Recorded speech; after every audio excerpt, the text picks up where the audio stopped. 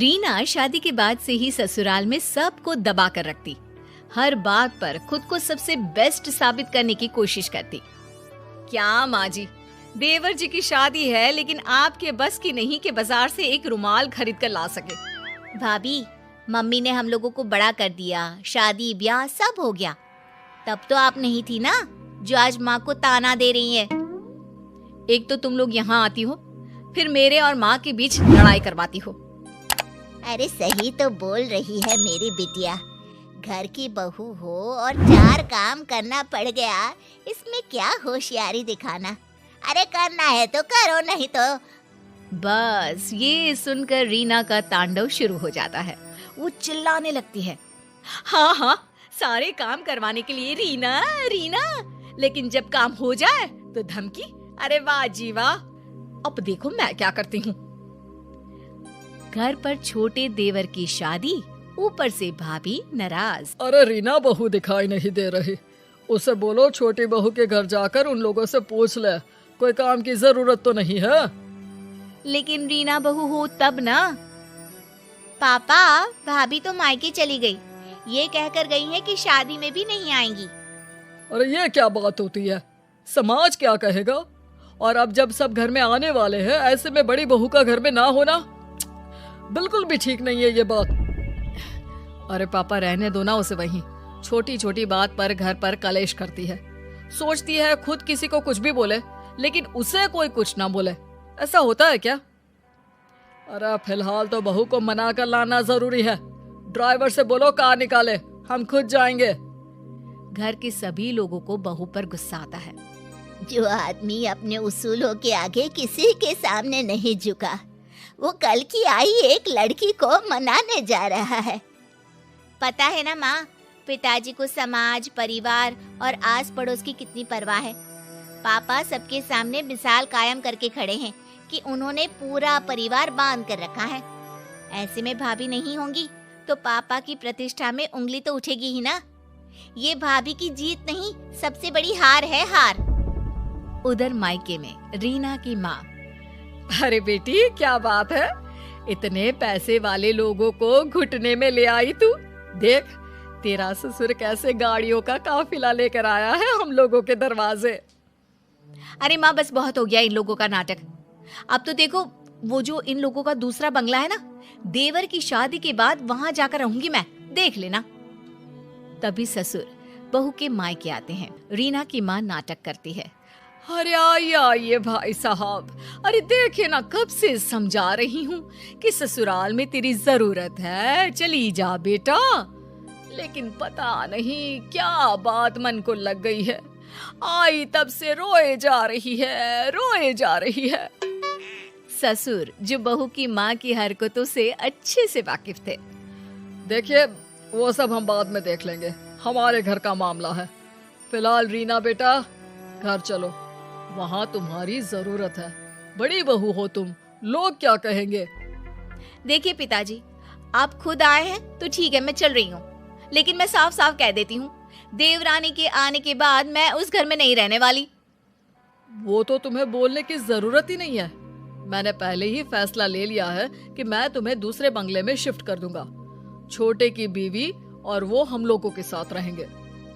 रीना को तो मानो मन मांगी मुराद मिल गई।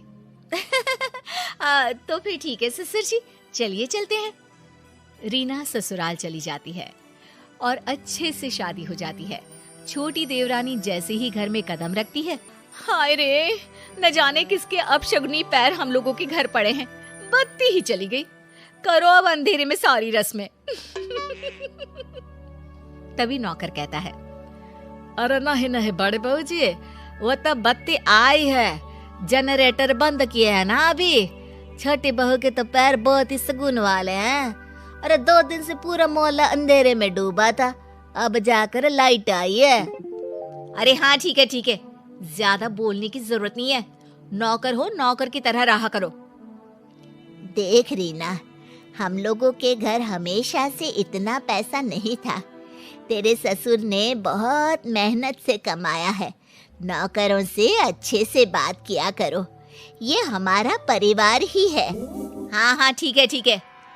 वैसे मेरे मायके में नौकर चाकर रहे नहीं, लेकिन सब जानती हूँ कैसे बात करनी होती है इनसे।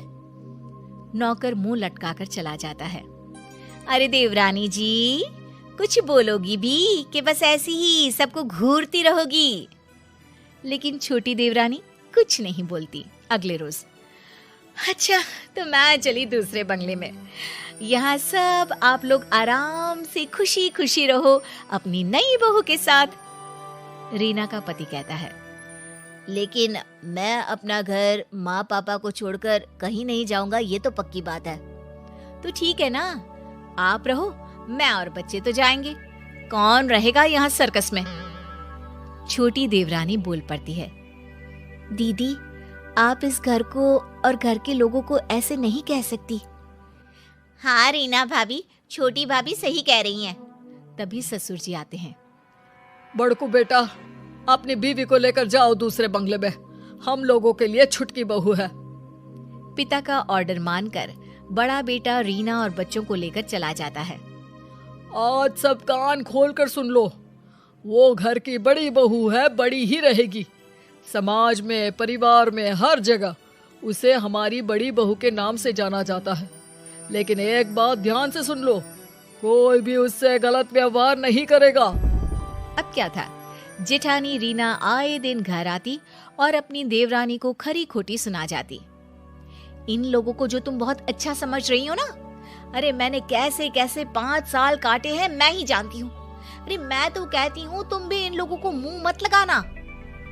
देखिए दीदी, अभी तक तो मेरे साथ सब ठीक है, जब कुछ होगा बुरा तो बता दूंगी।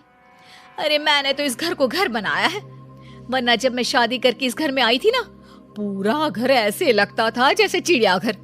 सास को तो किसी चीज का सहूर ही नहीं था।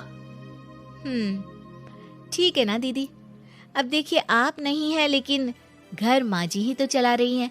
मैं तो वही करती हूँ जो वो कहती हैं। अरे एक बात और, बुढ़िया ना बहुत गहना रखी हुई है। अब मैं तो यहाँ हूँ नहीं, तुम ही देखना कहीं ननद ही सारा गहना ना चंपट कर दे। वैसे कायदे से तो बेटी का ही गहना बनता है ना दीदी, हम लोगों को वो दे दे, प्रसाद समझकर रख लेंगे। आखिर सास की यादगिरी भी तो बहू के पास होनी चाहिए ना। अरे पता नहीं तेरी माँ ने तुझे कोई संस्कार ही नहीं दिए। अरे इन लोगों को जानती नहीं है तू। तभी ससुर वहां आ जाते हैं और छोटी को डांटने लगते हैं। छोटी बहू, मैंने तो तुम्हें अच्छा समझा था, लेकिन तुम भी। नहीं पापा जी, मैं तो सिर्फ दीदी से बात कर रही थी। हाँ, ये क्या कह रही थी पापा जी जानते हैं आप, कि बुढ़िया मर गई तो सारा गहना बेटी को दे जाएगी। मैंने कभी नहीं सोचा था छोटी कि तू भी ऐसी निकलेगी। तभी वहां सास और ननद आ जाते हैं। छोटी बहू दोनों को देखकर डर जाती है कि सास कहती है, नहीं नहीं, हम लोगों ने दोनों बहुओं की बात सुनी है। छोटी बहू की हर बात ठीक और संस्कारी थी। बड़ी बहू इस घर की हम लोगों की दिल खोल कर बुराई कर रही थी। जेठानी जैसे भी क्यों ना हो, जरूरी नहीं कि देवरानी भी वैसे ही निकले। हर एक के घर के अपने संस्कार हैं। बड़ी, तूने अलग घर ले लिया है, अब यहाँ का रास्ता भूल ही जा तो अच्छा है। छोटी सास की बात सुनकर चैन की सांस लेती है।